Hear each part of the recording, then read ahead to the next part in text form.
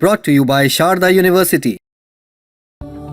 Where the software engineer meets the gifted content writer. The world comes together at Sharda University. Ram मंदिर में चढ़ावे के पैसों का जितना दुरुपयोग किया जा सकता था किया गया। जमीन खरीदी गई, मकान बनवाए गए, गहने लिए गए और अब खबर आ रही है कि चोरी के पैसे शेयर मार्केट तक में लगाए गए हैं। यही नहीं, अभी और सुनिए, चोरी का पैसा ब्याज पर उधार पर भी दिया गया है। मतलब लोगों की श्रद्धा भक्ति की धज्जियां उड़ाने में कोई कसर नहीं छोड़ी गई है। न्यूज एजेंसी पीटीआई के मुताबिक एसआईटी जांच में यह भी सामने आया है कि आरोपियों ने कई लेन देन डायरेक्ट करने के बजाय अपने रिश्तेदारों के अकाउंट्स के जरिए की है, ताकि पैसों का असली सोर्स पाया जा सके। 9 जुलाई को पुलिस मुख्य आरोपी अनुकल्प मिश्रा को उसके घर लेकर गई थी और करीब 20 मिनट तक तलाशी ली गई। अनुकल्प के परिवार के लोगों से भी पूछताछ की गई। इससे पहले 8 जुलाई को पुलिस दूसरे आरोपियों लवकुश मिश्रा और करुणेश पांडे को भी उनके घर लेकर गई थी, जहां तलाशी अभियान चलाया गया।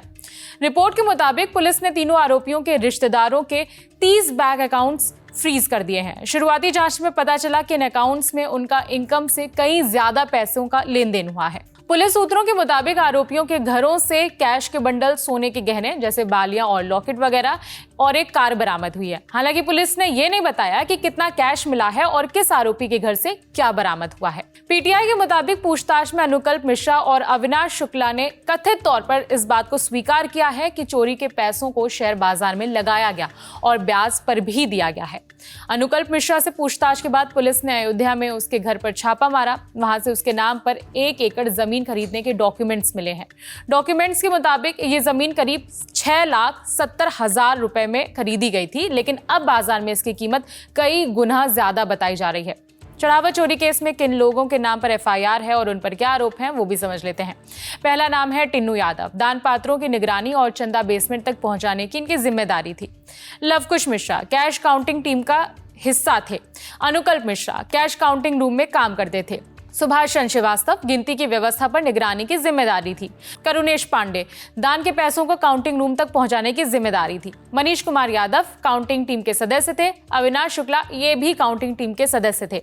इस लिस्ट में रमाशंकर मिश्रा और कुछ अज्ञात लोगों के नाम भी शामिल हैं। इन सब पर पैसों की हेरफेर करने का आरोप है। इंडियन एक्सप्रेस की रिपोर्ट के मुताबिक चढ़ावा चोरी के बाद ट्रस्ट पहली बार मुख्य कार्यकारी अधिकारी यानी सीईओ को नियुक्त करेगी।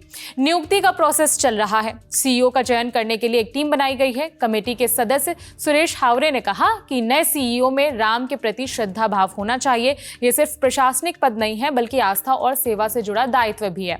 इसीलिए उम्मीदवार में धार्मिक भावना के साथ साथ ईमानदारी और प्रशासनिक क्षमता भी होनी चाहिए।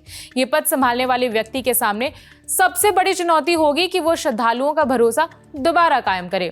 ये सिर्फ एक नया बना हुआ मंदिर नहीं है, बल्कि 500 से ज्यादा सालों के संघर्ष से जुड़ा है। हर हिंदू का इससे भावनात्मक जुड़ाव है। आपकी जानकारी के लिए बता दें कि Suresh Haware retired nuclear scientist हैं। शिरडी साई बाबा संस्थान ट्रस्ट के अध्यक्ष भी रह चुके हैं। नेशनल इंस्टीट्यूट ऑफ टेक्नोलॉजी यानी एनआईटी रायपुर के चेयरमैन हैं।